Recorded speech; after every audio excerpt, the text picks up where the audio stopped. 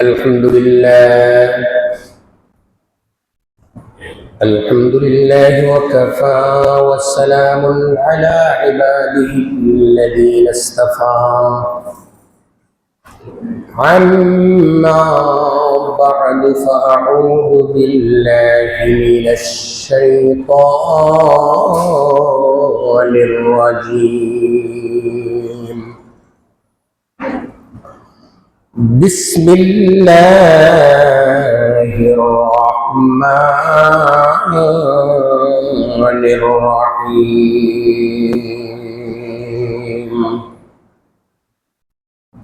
فاصبر على ما يقولون وسبح بحمد ربك قبل طلوع الشمس وقبل غروبها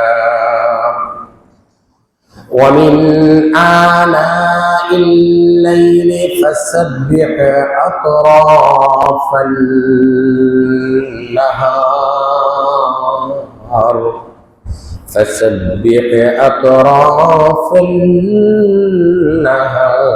لعلك ترضى صدق الله المولانا العظيم وصدق رسوله النبي الكريم ونحن على ذلك من الشاهدين والشاكرين والحمد لله رب العالمين اللهم صل على محمد وعلى آل محمد كما صليت على إبراهيم وعلى آل إبراهيم إنك حميد مجيد اللهم بارك على محمد وعلى آل محمد كما باركت على إبراهيم وعلى آل إبراهيم إنك حميد مجيد سبحانك لا علم لنا إلا ما علمتنا إنك أنت العليم الحكيم الحمد لله আল্লাহ পাকের লাখো কোটি শুকরিয়া যে আল্লাহ পাক রব্বুল আলামিন আপনি আমাদেরকে সফর মাসের প্রথম সপ্তাহে জুমার নামাজ জামাতের সহিত আদায় করার জন্য আমরা মসজিদে এসে একত্রিত হইতে পেরেছি। এই জন্য আল্লাহ পাক রব্বুল আলামিনের আলিশান দরবারে শুকরিয়া জ্ঞাপন করি, বলি আলহামদুলিল্লাহ। আমি আপনাদের সম্মুখে সূরাতুত তাহার 130 নম্বর আয়াত তেলাওয়াত করেছি। আমার তেলাওয়াতকৃত আয়াতে আল্লাহ পাক রব্বুল আলামিন তার নবী মুহাম্মদুর রাসূলুল্লাহ বলেন সাল্লাল্লাহু আলাইহি ওয়াসাল্লাম, মুহাম্মদুর রাসূলুল্লাহ সাল্লাল্লাহু আলাইহি ওয়াসাল্লামকে আল্লাহ সান্ত্বনা দিয়েছেন। মুহাম্মদুর রাসূলুল্লাহ সাল্লাল্লাহু আলাইহি ওয়াসাল্লামকে মক্কার কাফের মুশরিক আবু জাহেল, আবু লাহাব, উতবা, শাইবা, ওয়ালিদ ইবনে মুগীরা সহ মক্কার যত কাফের মুশরিকরা ছিল, তারা মুহাম্মদুর রাসূলুল্লাহ সাল্লাল্লাহু আলাইহি ওয়াসাল্লামকে বিভিন্নভাবে গালিগালাজ করত। কি করত? তারা কোনো কোনো সময় মুহাম্মদুর রাসূলুল্লাহ সাল্লাল্লাহু আলাইহি ওয়াসাল্লামকে বলতো পাগল, কোনো কোনো সময় মুহাম্মদুর রাসূলুল্লাহ সাল্লাল্লাহু আলাইহি ওয়াসাল্লামকে বলতো লেস কাটা, কোন কোন সময় তারা মুহাম্মদুর রাসূলুল্লাহ সাল্লাল্লাহু আলাইহি ওয়াসাল্লামকে বলতো আফতার। কোন কোন সময় মুহাম্মদুর রাসূলুল্লাহ সাল্লাল্লাহু আলাইহি ওয়াসাল্লামকে তারা বলতো আকুরা। আকুরা বুঝলেন? ওইভাবে বিভিন্ন ভাবে মুহাম্মদুর রাসূলুল্লাহ সাল্লাল্লাহু আলাইহি ওয়াসাল্লামকে তারা গালিগালাজ করত। আমি আপনাদের কাছে বলতে চাই, রাসূল তাদের গালিগালাজ সহ্য করলেও আমার আল্লাহ কি এগুলো শুনতে পান নাই? শুনতে পান নাই? আমার আল্লাহ পাক রব্বুল আলামিন জিবরিল আমিনকে পাঠিয়ে মুহাম্মদুর রাসূলুল্লাহকে সান্ত্বনা দিলেন সূরাতুত তাহার 130 নম্বর আয়াত দিয়ে। আল্লাহ বলেন, ফাসবির আলা মা ইয়াকুলু। হে নবী, আপনি ধৈর্য ধারণ করুন। কি করুন? ধৈর্য ধারণ করুন। ওরা আপনাকে যা বলে বলুন, ওরা আপনাকে যা বলে বলুন, আপনি সবর করুন। ফাসবির আলা মা ইয়াকুলুন। এরপরে আল্লাহ বলেন, ওয়াসাব্বিহ বিহামদি রাব্বিক। আপনি আপনার প্রভুর পবিত্রতা প্রশংসা বর্ণনা করুন। ওরার কথায়, এদের কথায় আপনি কান দিবেন না। ওরা আপনাকে যা বলে বলুক, আপনি সবর করুন। আপনি আপনার প্রভুর প্রশংসা পবিত্রতা বর্ণনা করতে থাকুন। আল্লাহ রাসূল সাল্লাল্লাহু আলাইহি ওয়াসাল্লাম যেন বলেন, আল্লাহ, আমি আপনার পবিত্রতা এবং প্রশংসা বর্ণনা কখন করব? আল্লাহ যেন বলেন, আয়াতের পরে আল্লাহ বলেন, ক্বাবলা তুলুইশ শামস। সূর্য উদয়ের পূর্বে, সূর্য উদয়ের পূর্বে। আল্লাহ রাসূল যেন বলেন, আর কোন সময় করব? আল্লাহ বলেন, ক্বাবলা গুরুবিহা। সূর্য অস্ত যাওয়ার পূর্বে। সূর্য উদয়ের পূর্বে, সূর্য অস্ত যাওয়ার পূর্বে। এখন বুঝবেন না কেন আল্লাহ বলেন সূর্য উদয়ের পূর্বে, সূর্য অস্ত যাওয়ার পূর্বে। আল্লাহ রাসূল যেন বলেন, আল্লাহ আর কোন সময় করব? আল্লাহ বলেন, ক্বাবলা গুরুবিহা ওয়া মিন আনাইল লাইল। রাতের কিছু অংশে।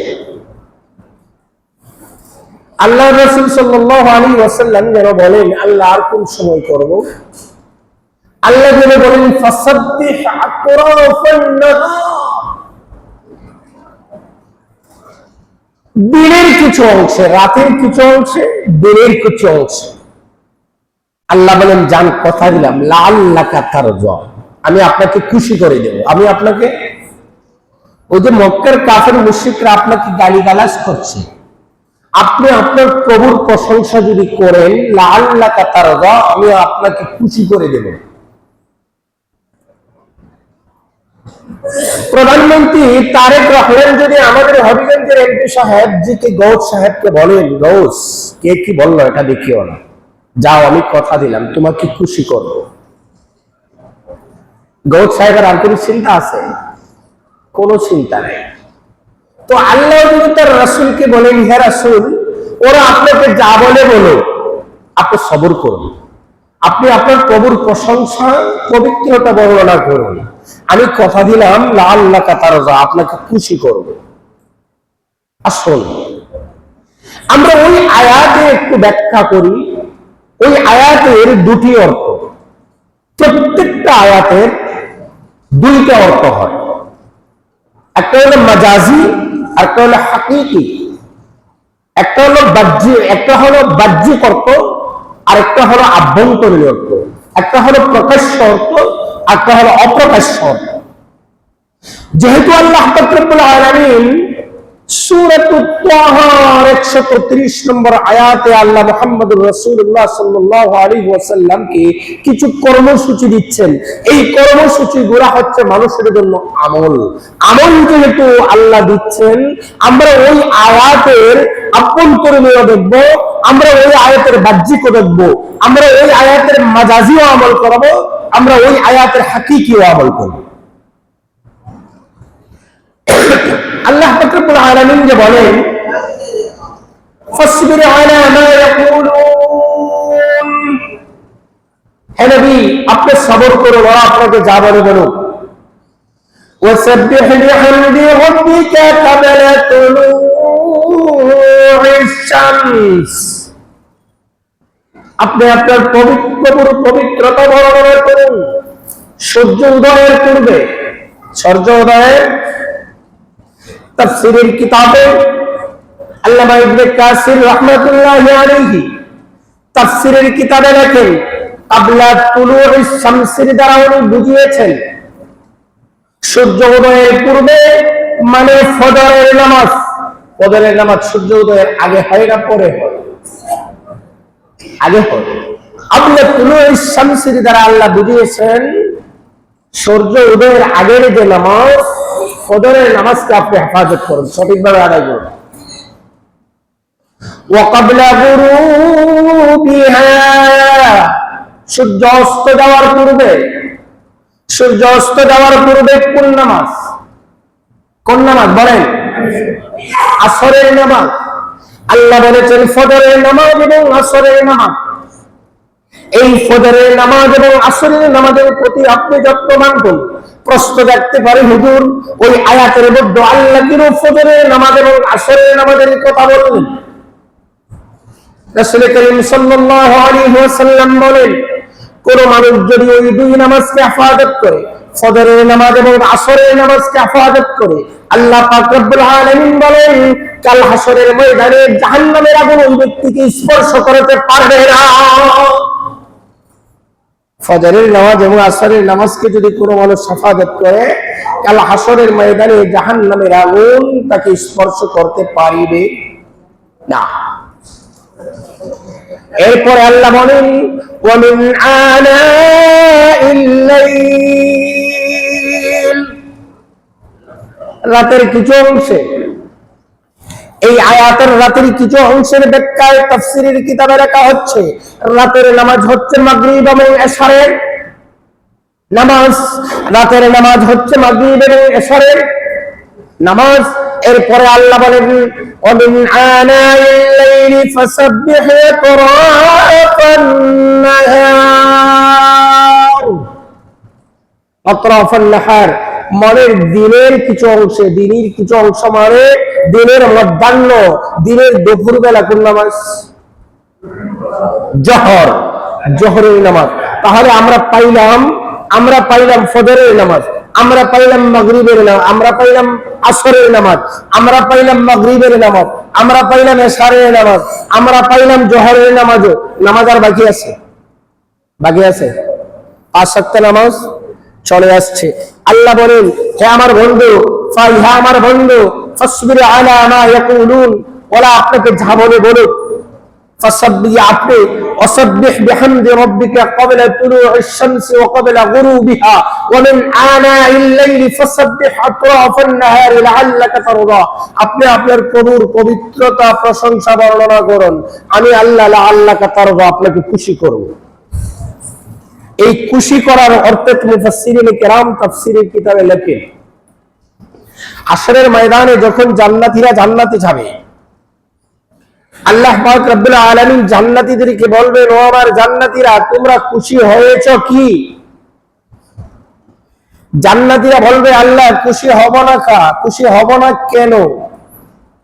আমাদের পূর্ববর্তী কোন উম্মত এবং কোন মাখলুককে আমাদেরকে যেই পরিমাণ শান্তি আপনি দিয়েছেন, জান্নাতের মধ্যে আপনি যেই পরিমাণ সুখ সম্ভোগ আমাদেরকে দিয়েছেন, অতীত কোন উম্মত এবং কোন মাখলুকের ব্যাপারে তা দান করেন নাই। কাজেই আমরা আপনার এই ব্যাপারে খুশি হব না কেন? আল্লাহ বলেন এর চেয়ে আরো বেশি কিছু কি আমি তোমাদেরকে দেব? বান্দারা তো জান্নাতে গিয়ে দেখে চাওয়ার চেয়ে পাওয়া বেশি হয়ে গেছে। যা চাইনি তা পেয়েছি, যা কল্পনা করি তাও পেয়েছি। মালা আইনুন রাআত ওয়ালা উযুনুন সামিআত ওয়ালা খাতারা আলা কলবি বাশার, যে চক্ষু কোনদিন ওই ধরনের শান্তি দেখে নাই, অন্তর কোনোদিনও ওই ধরনের শান্তি অনুধাবন করে নাই। এমনকি কল্পনার ভিতরে ওই ধরনের শান্তি কোনোদিন আসে নাই। ওই ধরনের শান্তি সুখ সম্ভোগ আল্লাহ জান্নাতে দিয়েছেন, তাহলে আর চাওয়া পাওয়ার কি আছে বলে আমাদের মনে হয় না। এরপরও আল্লাহ যখন বলেন, বান্দা তুমি কি এর চেয়ে আরো বেশি শান্তি চাও, তখন বান্দারা বলবে, আল্লাহ আল্লাহ তা তো জানি না কিভাবে শান্তি হয়, আল্লাহ এর চেয়ে বেশি শান্তি দিবেন, নাম তাহলে দেন। তখন আল্লাহ পাক রব্বুল আলামিন বলেন, আমি তোমাদের প্রতি সন্তুষ্ট হয়ে গেলাম। সুবহানাল্লাহ বলবেন না? আল্লাহ বলেন, আমি তোমাদের প্রতি আজকে থেকে সন্তুষ্ট হয়ে গেলাম, আর কোনোদিন অসন্তুষ্ট হব না। আল্লাহ যদি কোনো বান্দার প্রতি সন্তুষ্ট হয়ে যান, এর চেয়ে চাওয়া এবং পাওয়ার কোনো কিছু আছে? প্রধানমন্ত্রী যদি কোনো এমপির ব্যাপারে সন্তুষ্ট হয়ে যায়, প্রধানমন্ত্রী যদি বলে আমি ওই এমপির ব্যাপারে সন্তুষ্ট, আর কিছু লাগে? আর কিছু লাগে না। স্বয়ং আল্লাহ বাদশাহী পয়গাম দিচ্ছেন তার হাবিবকে, ইয়া হাবিব, আপনি যে ধৈর্য ধারণ করেছেন, মক্কার কাফের মুশরিক আবু জাহেল, উতবা, শাইবা, ওলীদ ইবনে মুগীরা সহ মক্কার কাফেররা জবাবে আপনাকে পাগল বলে সম্বোধন করেছে, কাফেররা জবাবে আপনাকে আত্মার বলে সম্বোধন করেছে, লেস কাটা বলে সম্বোধন করেছে, অফুত্রা আকুরা বলে সম্বোধন করেছে, আমি আল্লাহ আপনাকে তা বলে সম্বোধন করি নাই। এই গালিগুলা আপনি ধৈর্য ধরার কারণে আমি আল্লাহ পাক রব্বুল আলামিন আপনার মর্যাদাকে এত উন্নীত করে দিলাম। আমি আল্লাহ কথা দিলাম, লাআল্লাকা তারজা, আপনাকে খুশি করব। ওয়া রাফা'না লাকা যিকরাক। আজকে মক্কার কাফের মুশরিক আবু জাহেল, উতবা, সাইবার প্রশংসা কেউ করে না? করে? মক্কার কাফের মুশরিক আবু জাহেল, উতবা, সাইবার নামে কেউ দুরূদ পড়ে না। মক্কার কাফের মুশরিক আবু জাহেল, উতবা, সাইবার কথা কেউ স্মরণ করে না। কিন্তু আমার মুহাম্মদুর রাসূলুল্লাহ সাল্লাল্লাহু আলাইহি ওয়াসাল্লামের কথা প্রতিটি মিনিট, প্রতিটি সেকেন্ড এমন কোনো জায়গা নাই যেই জায়গায় আমার নবীর উপরে দুরূদ পড়া হয় না, যেই জায়গায় আমার নবীর প্রশংসা, পবিত্রতা বর্ণনা করা হয় না। ধৈর্যের দাম আছে না নাই? ধৈর্যের দাম আছে না নাই? তাহলে আমরা এখান থেকে সবক নিতে হবে। আমাদেরকে প্রত্যেকটা কর্মের মধ্যে ধৈর্য ধারণ করতে হবে। যদি আমরা ধৈর্য ধারণ করি, তো এই ধৈর্যের ফল কে দিবেন? মুহাম্মদুর রাসূলুল্লাহ সাল্লাল্লাহু আলাইহি ওয়াসাল্লামকে যেভাবে দিয়েছেন, আল্লাহ আমাদেরকে সেভাবে দিবেন। এরপরে আল্লাহ বলেন, লাআল্লাকা তারদা, আল্লাহ বলেন, হে নবী, আমি আপনাকে খুশি করব। আমি আপনাকে কি করব? খুশি করব। অন্য এক riwayate আছে, আল্লাহ পাক রব্বুল আলামিন জান্নাতের মধ্যে গিয়ে জান্নাতীদেরকে বলবেন, হে আমার জান্নাতী, তোমরা কি খুশি হয়েছো? তোমরা কি খুশি হয়েছো? জান্নাতীরা বলবে, আল্লাহ আমরা খুশি হব না কেন, আমরা তো খুশি হয়েছি। আল্লাহ বলেন, তোমাদেরকে এর চেয়ে আরো বেশি খুশি করব নাকি আমি? তখন জান্নাতীরা বলবে, নাম করেন। তখন আল্লাহ পাক রব্বুল আলামিন 70,000 নূরের পর্দা উঠিয়ে দিয়ে বান্দার সামনে হাজির হয়ে যাবেন। সাতারাউনা রাব্বাকুম কামা তারাউনাল কামারা ফি লাইলাতিল বদরি। 14 রাত্রের চন্দ্রিমা দেখতে যেমন কোনো পিরাপিরি করতে হয় না, দরজার সামনে দাঁড়াইলেই 14 রাত্রের চন্দ্রিমা স্পষ্টভাবে আকাশের গায়ে দেখা যায়। ঠিক তেমনি বান্দা বান্দীরা আল্লাহ পাক রব্বুল আলামিনকে 14 রাত্রের চন্দ্রিমার চেয়ে আরো স্পষ্টভাবে দেখতে পাবে। আল্লাহ যে বলেছেন, লাআল্লাকা তারদা, আমি আপনাকে খুশি করব। তাহলে আমরা পাইলাম এই সূরাতুত তাহার 130 নম্বর আয়াতের একটা ব্যাখ্যা নামাজ। একটা ব্যাখ্যা কি? নামাজ। আল্লাহ বলেছেন, আসরের নামাজ, মাগরিবের নামাজ, রাত্রিকালীন নামাজ, দিনের নামাজ, 5 ওয়াক্ত নামাজের ইহতিরাম করা, 5 ওয়াক্ত নামাজ সঠিকভাবে যত্নের সহিত, গুরুত্বের সহিত আদায় করা। যদি মানুষ করে, রাসূলকে যেভাবে আল্লাহকে তারদা, আল্লাহ খুশি করেছেন, আল্লাহ বলেন আমার রাসূলের উম্মতদেরকে হাসরের ময়দানে এভাবে খুশি করব। অন্য আরেকটা আয়াতে আছে আরেকটা অর্থ। আল্লাহ যে বলেছেন, ওয়াসাব্বিহ বিহামদি রাব্বিকা ওয়াসাব্বিহ বিহামদি রাব্বিক, হে নবী, আপনি আপনার প্রভুর পবিত্রতা, তাসবিহ, জিকির করুন। কি করুন? আপনার প্রভুর জিকির করুন, তাসবিহ আদায় করুন, পবিত্রতা বর্ণনা করুন। কি করবেন? সুবহানাল্লাহি ওয়া বিহামদিহি বলেন, সুবহানাল্লাহি ওয়া বিহামদিহি সুবহানাল্লাহিল আযীম। হে নবী, আপনি বলেন সুবহানাল্লাহি ওয়া বিহামদিহি। আল্লাহ রাসূল যেন বলেন, হে আল্লাহ, আমি আর কোন সময় করব এই সুবহানাল্লাহি ওয়া বিহামদিহি, আপনার জিকির এবং পবিত্রতা কখন বর্ণনা করব? আল্লাহ বলেন, ওয়াসবির আলা মা ইয়াকুলুন ওয়াসাব্বিহ বিহামদি রাব্বিকা ক্বাবলা তুলুইশ শামসি। আপনি বেশি বেশি করে জিকির সূর্য উদয়ের পূর্বে করুন। সূর্য উদয়ের পূর্বে তাহাজ্জুদের নামাজের পরে যখন মানুষ জিকির করে, তখন জিকিরে যে কি মজা, তখন জিকিরের মধ্যে কি ভালো লাগা, যে করে সেই বুঝতে পারে। আপনি তাহাজ্জুদের নামাজ পড়ে ফজরের জন্য অপেক্ষা করছেন, আর যাই নামাজে বলছে মাওলার জিকির করছেন, লা ইলাহা ইল্লাল্লাহ, লা ইলাহা ইল্লাল্লাহ, লা ইলাহা ইল্লাল্লাহ। ওই জিকিরের মধ্যে যে কি মজা, ওই জিকিরকারী ছাড়া পৃথিবীর আর কেউ বুঝতে পারবে না। আল্লাহ বলেন ক্বাবলা তুলুইশ শামসি। আল্লাহ রাসূল সাল্লাল্লাহু আলাইহি ওয়াসাল্লাম যেন বলেন, হে আল্লাহ, তাহলে জিকির এবং তাসবিহ আমি আর কোন সময় পাঠ করব? আল্লাহ বলেন ক্বাবলা তুলুইশ শামসি ওয়া ক্বাবলা গুরুবিহা, এবং তুমি সূর্য উদয়ের পূর্বে জিকির করো, সূর্য উদয়ের পূর্বে তুমি বেশি বেশি করে পড়ো সুবহানাল্লাহি ওয়া বিহামদিহি সুবহানাল্লাহিল আযীম। সূর্য উদয়ের পূর্বে, কারণ আসরের পর থেকে মাগরিবের সময় পর্যন্ত এই সময়টা অনেক দামি।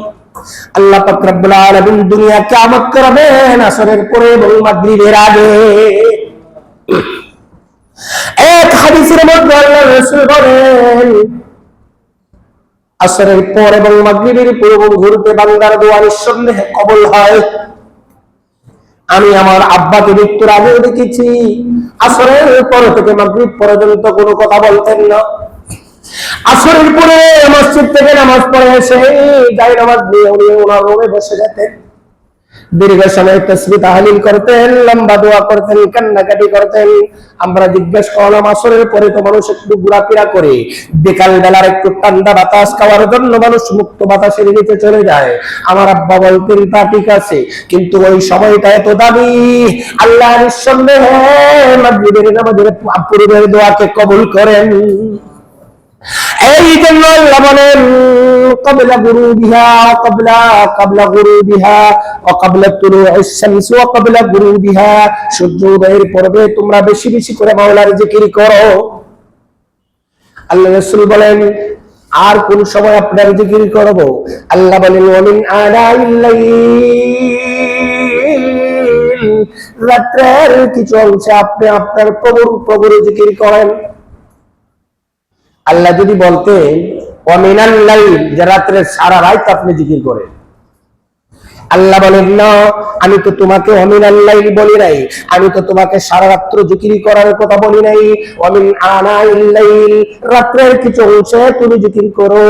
শেষ রাত্রে যখন মানুষ ঘুমিয়ে যায়, মানুষ যখন গভীর ঘুমে মগ্ন হয়ে যায়, ফাঁকির কিচিরমিচির ডাক যখন বন্ধ হয়ে যায়, পৃথিবীর সকল অফিসের দরজা যখন বন্ধ হয়ে যায়, পৃথিবীর সকল দোকানপাট কল কারখানা যখন বন্ধ হয়ে যায়, তুমি যাই নামাজ বেশি, আমি আল্লাহ তোমার জন্য তোমার রহমতের গেট খুলি, আমি আল্লাহ তোমাকে ডাকতে থাকি।